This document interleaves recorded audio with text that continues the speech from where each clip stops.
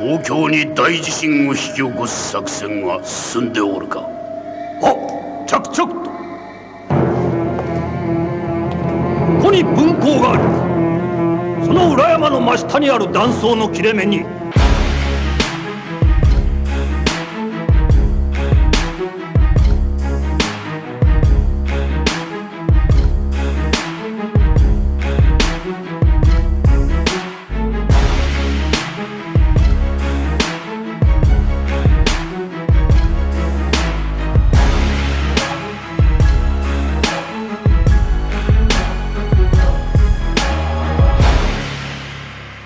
Remember to click like, subscribe, the bell notification, and whatever else YouTube has you clicking on to support us.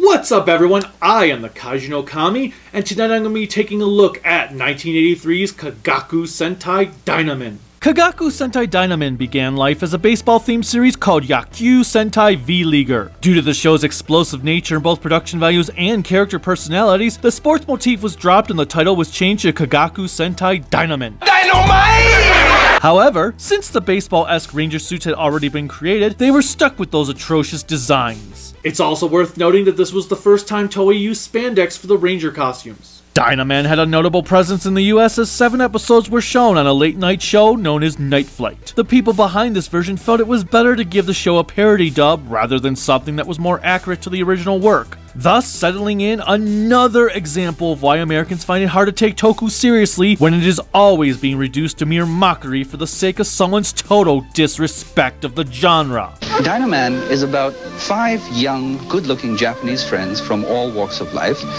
i.e. the good guys, who constantly have to deal with the evil antics of Mel Fujitsu and Bernie Tanaka. Okay, man, what the hell is going on here? We still got a video to shoot. It's already after lunch and there's nothing happening going on. Sai just found a new location for the breakdance sequence. What? Watch it.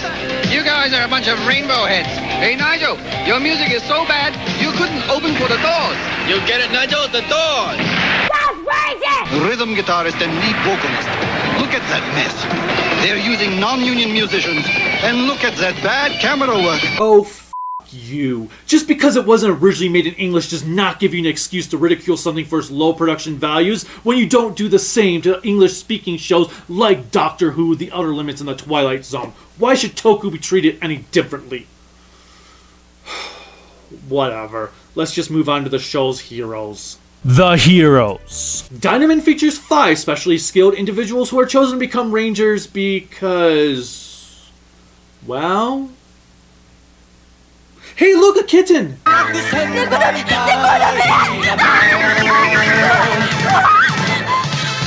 In all seriousness, the cast of Dynaman is very strong. They all have diverse personalities and skills that make them an asset to their team and a joy for the audience to watch. Like many of the shows at the time, the Rangers do not all have rich backstories, and they are pretty much the same people at the end of the show as they are at the beginning, albeit a tad more heroic. We're not even sure as to exactly why they were selected to be Rangers, they just were. This doesn't diminish their traits, I just wish more had been explored in this area, especially considering most of them are scientists. Or rather, scientists who are highly skilled and trained in fighting techniques, because that's totally realistic.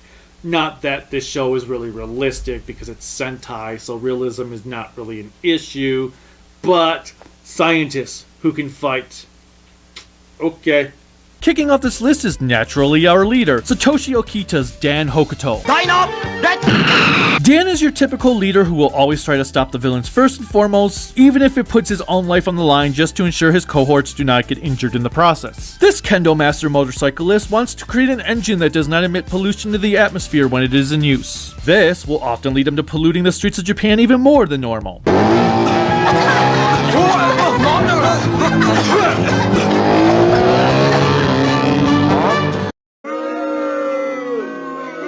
Another aspect of Dan's personality is that he is very sympathetic towards children who have lost their parents, as his mother died when he was a child. Of course! お兄さんもね、お母さんがいないんだ。そりゃ小さい時は寂しいこともあったさ。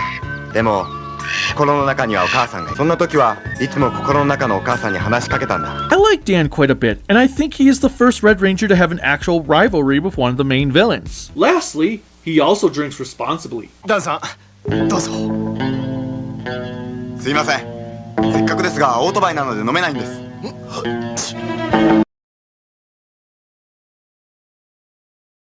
Next up is my favorite member of the team, the ninja, Ryu Hoshikawa. No relation to Ryu Hayabusa, even though I'd say that some of his scenes were the inspiration for the Ninja Gaiden game franchise.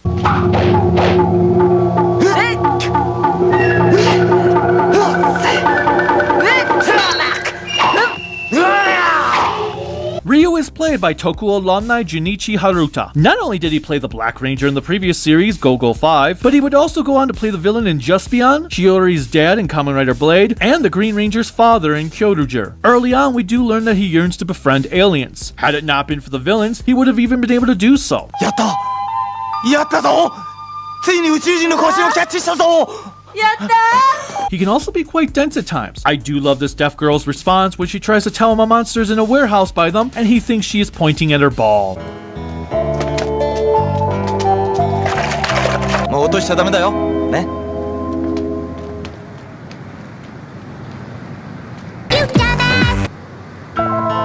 よし。今度だけだよ。Next up is the ramen-loving Kasaku Nango.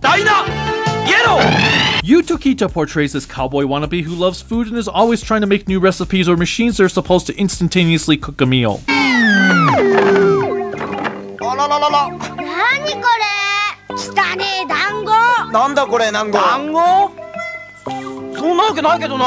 He does try to cheer people up, such as the time when he would send flowers to some kids whose parents were killed by the villains.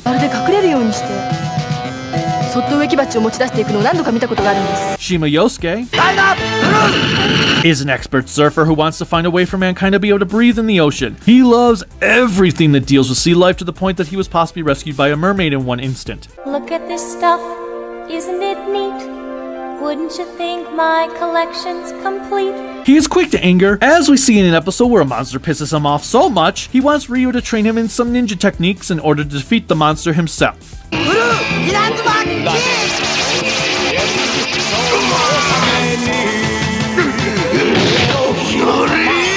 A notable tidbit is that his actor, Koji Unogi, is also a stuntman. Thus, he performed his own stunts and was actually the person wearing his own ranger suit. Now that is badass. Finally, we have Suyoko Hagawara's Rei Tachibana. Tachibana? Hold on a minute. The Pink Ranger's name is Tachibana? We have Ryu's actor who played Tachibana's boss in Kamen Rider Blade? Oh my god.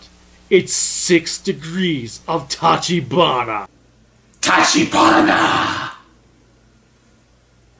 Rei is an expert swordswoman who wants to help the world and be able to speak to animals unless it is a cat. She is afraid of cats because... once again, it's never actually explained why she's afraid of cats. She just is. 猫だけは動物好きのレイお姉ちゃんも苦手なんだって。それじゃもっと怖がらせてやろう。本当にダメなの。猫だけはダメなの。Rei is also a kind-hearted individual, such as the time she willingly went out with a man in his 70s who was turned into a 25-year-old just so he could experience the joys of a date. What is love? Baby, don't hurt me. Don't hurt me. 素敵な青春の思い出が私にも欲しいのです。 Unlike some of the other teams I have already reviewed, these rangers don't have a cannon of sorts to destroy the monsters, they just use a fireball-like attack to do so.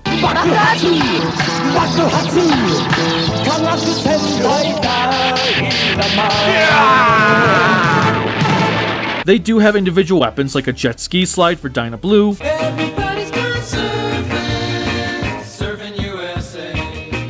swords for Dyna Red,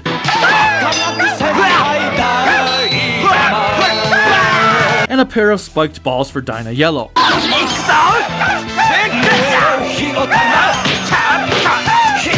The most hilarious attack though is one called Mach Dash, as rockets will suddenly appear on their boots, allowing the rangers to slide at their opponents. Oh, and they must be avid spinach eaters.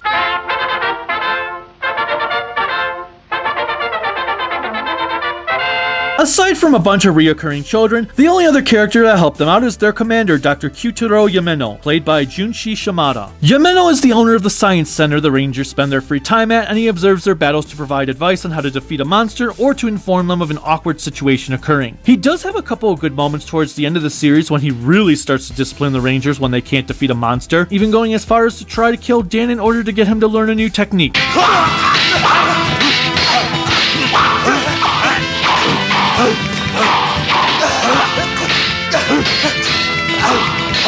We also do get an interesting backstory about him in the last few episodes of the series, but to cover that here would require major spoilers. What I find most hilarious about him though is that in the beginning of the show he tells the Rangers they are not to let anyone find out their identities, and they will go out of their way to do such. だが、君たち5人は秘密の戦士だ。絶対に素性を知られてはならん。 Then several episodes later... お前たち、ただ者じゃないわね。ダウン北東、ダイナレット、列車星川、ダイナマン、早速こんなところで会えるとは光栄ね。 I guess Toei got sick of having to write around Ranger identities being hidden or something. The villains. Our villains are the Salamander People Clan, also known as the Evolution Empire. Get it? Because it has evil in it. Don't let the name fool you, as these guys are no joke. Well, okay, that isn't true, as you will occasionally see them clowning around. Yes, 次だ。お、こりゃまずい。But for the vast majority of the time, they are a threat. さらにこの虹発生器で巨大な虹にするのです。その虹はまたマグマに戻り、東京中にマグマの炎が落ち、たちまち東京は燃え盛るマグマの海に飲み込まれることになるでしょう。 Touch the rainbow. Taste the rainbow. They taste like burning. This evil empire began life as lizards who were hit by a meteorite that crashed onto the planet and evolved them into an advanced civilization. They slept beneath the Earth's surface until they woke up and decided it was time to take over the planet. They are led by the great and powerful Emperor Anton. That's about all I can tell you. He's the Emperor, he's evil, and his name is Anton. Hey, at least he does do something at the tail end of the series compared to some of the other villain leaders I've covered recently. However, once again, it covers spoilers, so I can't really tell you. Bummer. I do want to point out, though, that Anton is played by Takeshi Watabe, whom you may know as Gyodai in Changeman, Bookbok in Jew Ranger, and Yakyuu Yurin in Car Ranger. 7本尻尾の軍神にして偉大なる科学者、カー将軍の力をもってしてもか。 Next up is Anton's son, Prince Megiddo. Megiddo ends up having a grudge against Dynaman as he cut off one of his tails in their first encounter.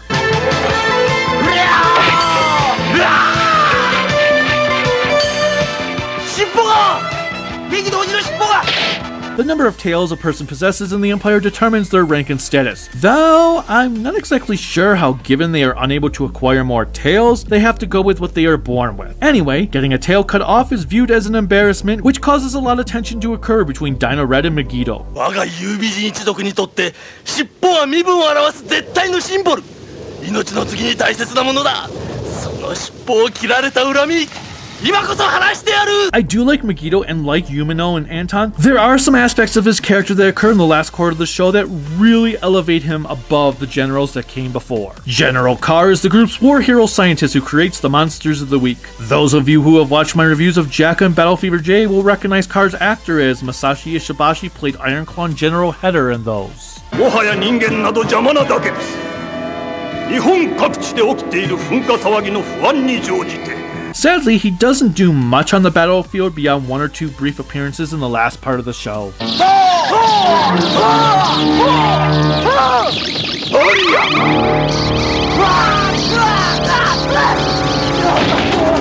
At episode 8, we are introduced to Megiddo's cousin, Princess Chimera. She is her own force to be reckoned with, as she is a vengeful little beast if you piss her off the wrong way. Hell, just listen to the music that is played during her introductory battle.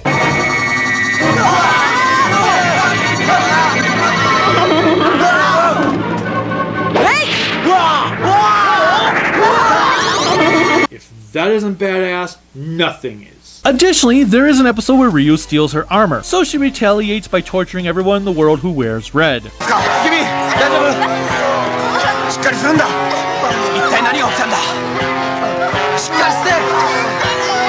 As if Chimera wasn't enough, the last quarter of the show brings in two more late arrivals. The first, a prisoner who was charged with treason for plotting to assassinate Anton, named Zenobia.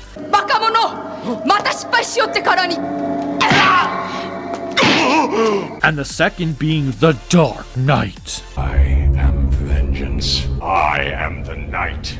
I am Batman! Zenobia is a manipulative little minx who only serves Anton because it suits her goal of attaining 10 tails so she may rule the world. Again, how having 10 tails makes a difference to someone having 9 is beyond me, but whatever. She is as ruthless as she is cunning, and she doesn't care who gets hurt in the process.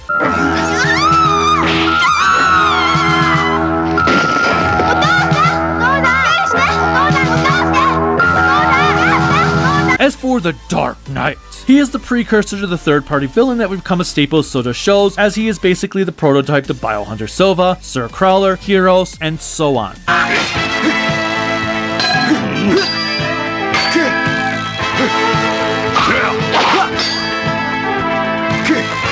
Dark Knight is voiced by Michiro Ida, who would go on to voice Metalder.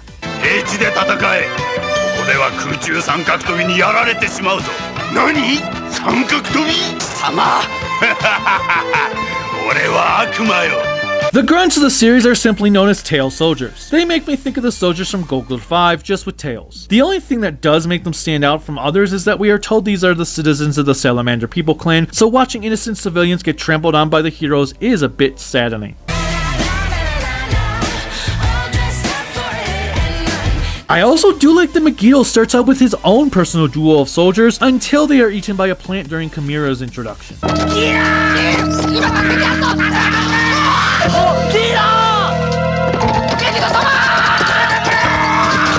As for the monsters of the week, there are two groups. For the first 33 episodes, we have the Evolution Beasts. General Carr uses a machine full of primordial soup, an organic compound scientists believe to be where life originated from in the Earth's oceans, which fuses together with a variety of plants or animals to create the Evolution Beast.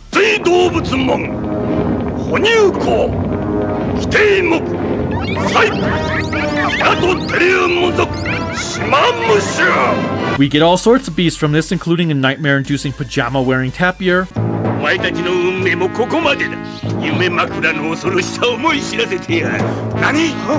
a flea who turns people into flea-human zombies,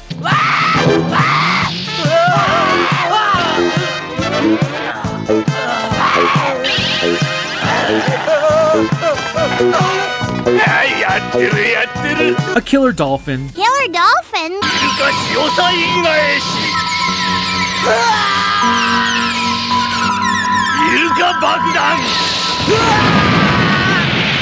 a toad,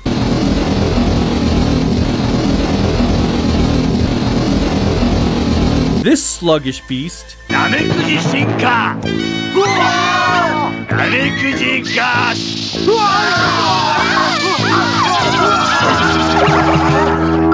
and this one that makes people horny.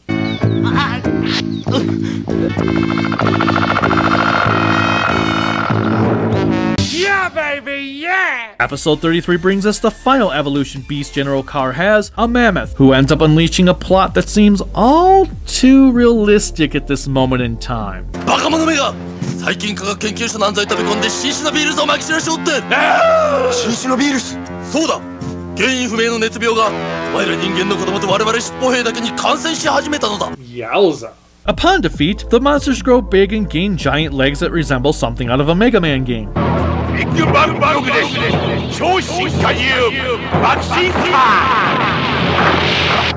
With big legs, you have Grandma? On the subject of Mega Man, the successors of the Evolution Beast, known as Mecha Evolution Beasts, are...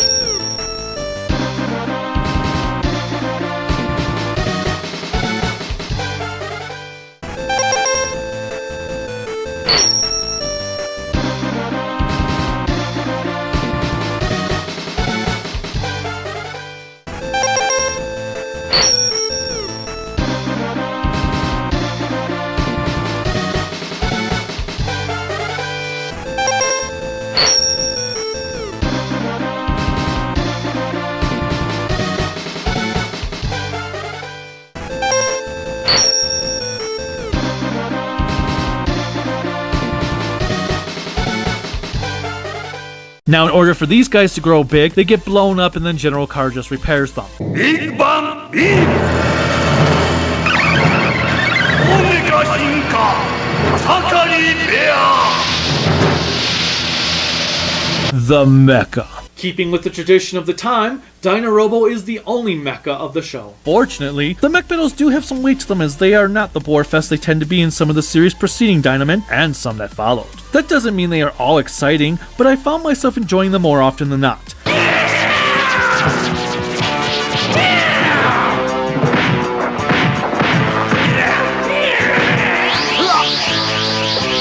Dynarobo is compiled of 3 different machines: Dynamach, Dynamobile, and Dynagiri. Form feet and legs. Form arms and torso. And I'll form the head. The trio is carried in a large ship known as Dyna Jupiter.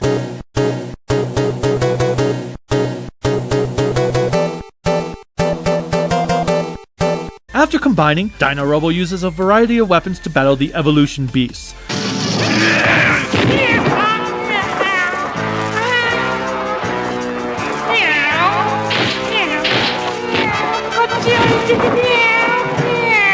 The effects and music.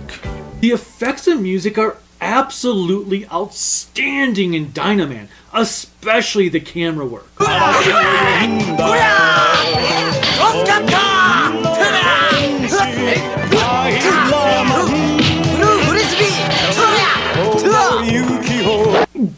Okay, maybe not that one. Now I feel like I'm gonna hurl. How about this one?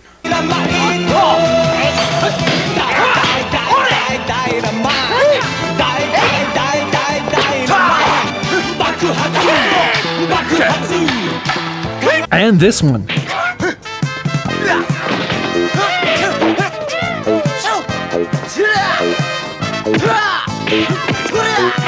And this.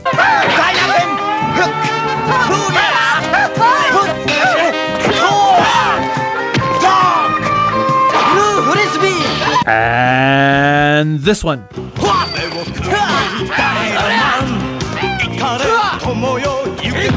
And, well, you get the point. The camera work is just amazing all around, as it was in both Sunvoke and Denjimon, and I am saddened that these camera techniques have gone unused in modern shows. Speaking of things missing from the modern shows, when was the last time we had incredible stunts like these?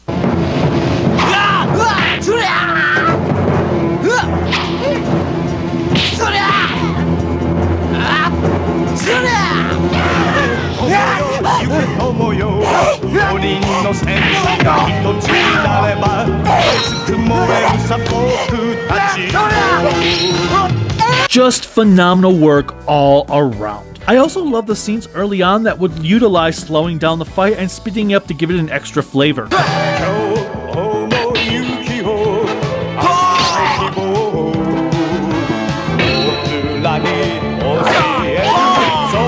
Not to mention there were times when the show would go into a split screen mode to show off attacks like this.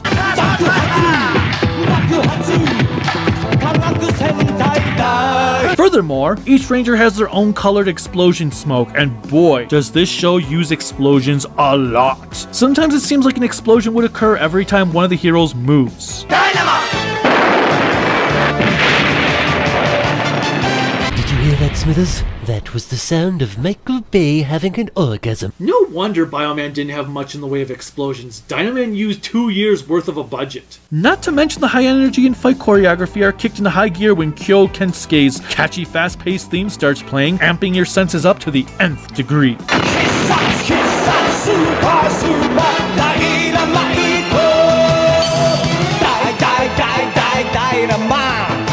That doesn't mean the rest of the score is a slouch either, because nearly every track fits so well into each scene. Dynaman is the first Sentai series to not be scored by Watanabe, and it shows as everything feels energized by the new synthetic sensational sounds of the 80s. It really elevates the score above those of the past, even Denjimon's top-notch harmonies.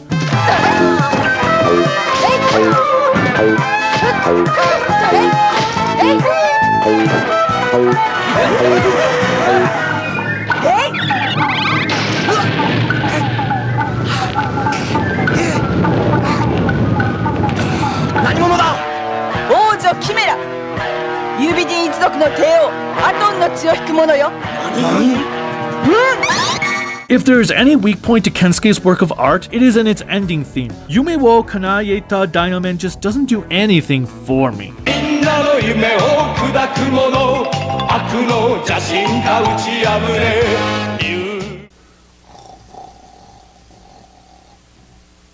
The episodes. One of the things that makes Dynaman an oddity among Toku is that it was the first series to have a reduction in its runtime. News programs became more abundant throughout the 80s. As such, Dynaman had to reduce its runtime from being a 30-minute program to a 25-minute one. Thus, at episode 10, the episodes went from being 24-ish minutes in length to 19-ish, which would become the norm for the franchise until it changed its time slot during 1997's Mega Ranger. This benefited the show immensely as it cut down on the amount of time spent on the mecha transformations and the amount of stock footage used in battle scenes, especially when dealing with the grunts.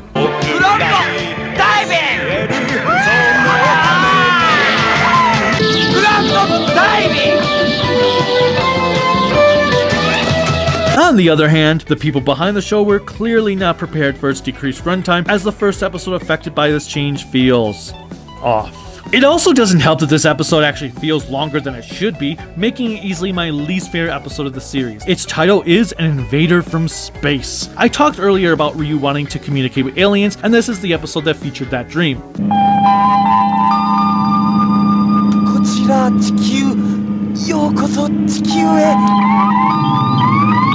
A UFO appears in some mountainous area of Japan, and when the Rangers head there to investigate, Octopus Evolution pretends to be one of the aliens from the ship.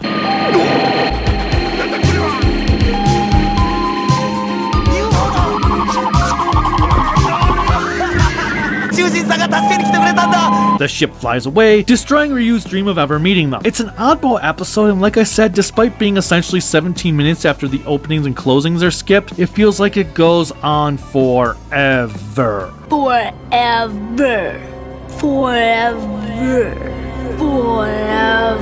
As for my favorite episode, I had a hard time picking which one I like best, as there were a couple of really good ones. We have one that is essentially Speed, where Dan enters a motocross race and Kimura attaches a bomb to his bike, which would explode if he goes below a certain speed. Whoa. However, the ending to that one makes little sense, as despite having to escape from his exploding bike, going off course, and the time spent fighting the monster, Dan still somehow manages to win the race.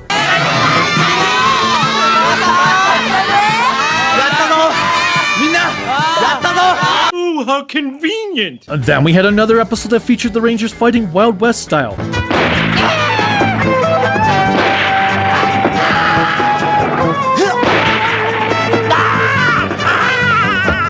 Dynapink, 勝負よ。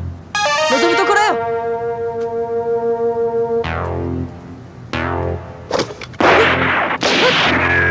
That was great, but I finally decided to go with the one I talked about earlier with Ryu stealing Kimura's armor.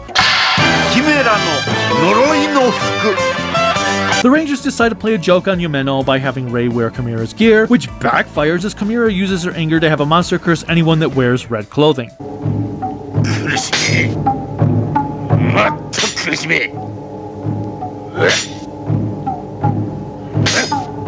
Then she moves it on to the other colors the Rangers don.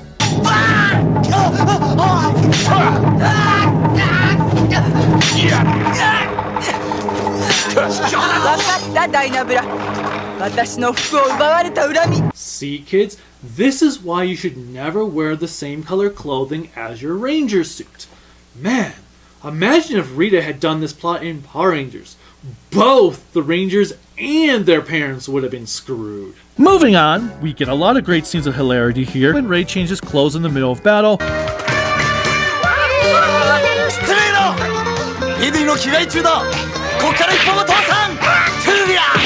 And then when Chimera puts her armor back on in the middle of battle. おっと待て待て待て。おっとチャンス。ダメダメ。覗いちゃダメよ。いくら敵でも失礼よ。Not to mention some pretty cool music to boot.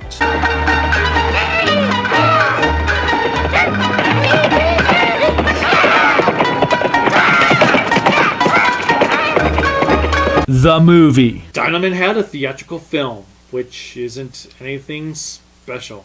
It plays out like a normal episode with nothing extraordinary happening within it. In fact, it's so basic that it was even poorly edited down into being the 32nd episode of the series. Basically, a scientist has created a new weapon that could level buildings and evolution wants it. We get stock footage from an already existing fight. Dan tries to create a flying machine.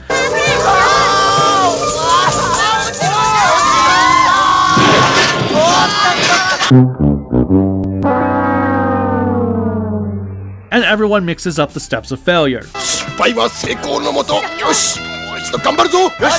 Trying is the first step towards failure. Oh, and there's a scene of tail soldiers on motorcycles.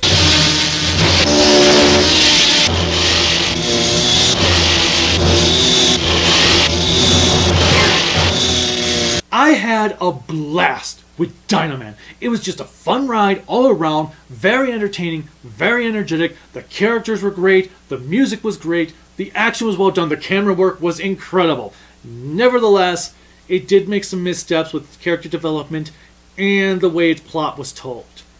As such, I'm going to give it a very high 4 out of 5 grown-ups in spandex. Just like with Denjimon before it and Flashman after it, Dynaman is hands down one of the best Showa-era Sentai series, and I am so glad to be ending my coverage of the Showa era on a high note.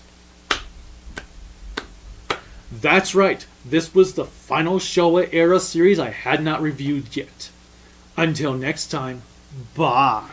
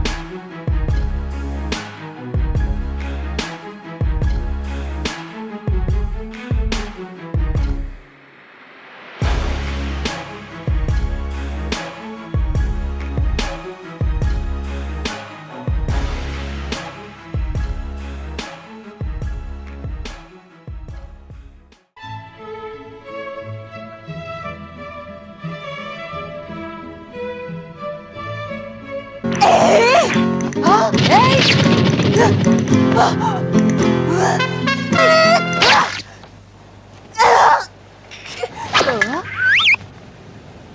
야다!